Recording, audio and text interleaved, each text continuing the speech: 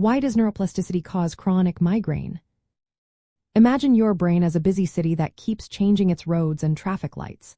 Sometimes, these changes can lead to traffic jams. That's similar to what happens in the brain with neuroplasticity and migraines. Neuroplasticity is the brain's ability to change its structure and how it works based on what we experience. It helps us learn new skills and adapt to new situations.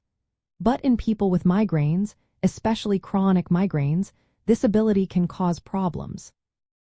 Chronic migraine means having headaches or migraines more than 15 days each month for at least 3 months. These headaches are often intense and can last 4 hours or even days. When someone has frequent migraines, the brain starts to change in response to these repeated pain signals. This is where neuroplasticity plays a big role.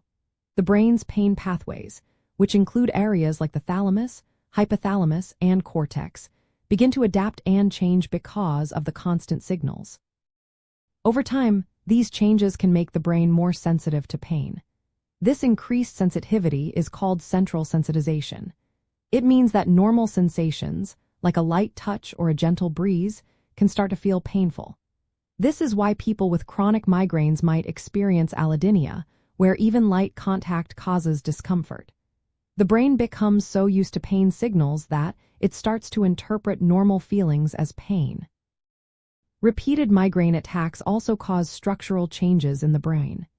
Imaging studies show that areas involved in pain processing, such as the pons and hypothalamus, can look different in people with chronic migraines. Brain chemistry also shifts, with higher levels of certain neuropeptides, small molecules that neurons use to communicate, which can boost pain signals. The balance between excitatory signals, which promote pain, and inhibitory signals, which reduce pain, can become uneven. Normally, inhibitory signals help keep pain in check. But in chronic migraine, these pathways weaken, and excitatory signals grow stronger. This imbalance makes it easier for pain to spread and intensify. That's why some people experience allodynia or feel pain from stimuli that shouldn't hurt. Genetics can influence how easily these brain changes happen. Some people are more prone to neuroplasticity that favors pain sensitivity. Environmental factors like stress, lack of sleep, or certain lifestyle choices can also push the brain toward these changes. Understanding how neuroplasticity works in chronic migraine helps us see why it's so hard to treat.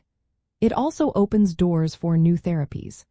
Treatments like brain stimulation aim to modify brain activity and reverse some of these changes. The goal is to restore a healthier balance in the pain networks and reduce the frequency of attacks. In simple terms, neuroplasticity can cause chronic migraine because the brain rewires itself in response to frequent pain signals. This rewiring makes the brain more reactive to pain and less able to turn it off. Knowing this helps us understand why managing chronic migraine is complex and why future treatments might focus on calming or resetting the brain's wiring.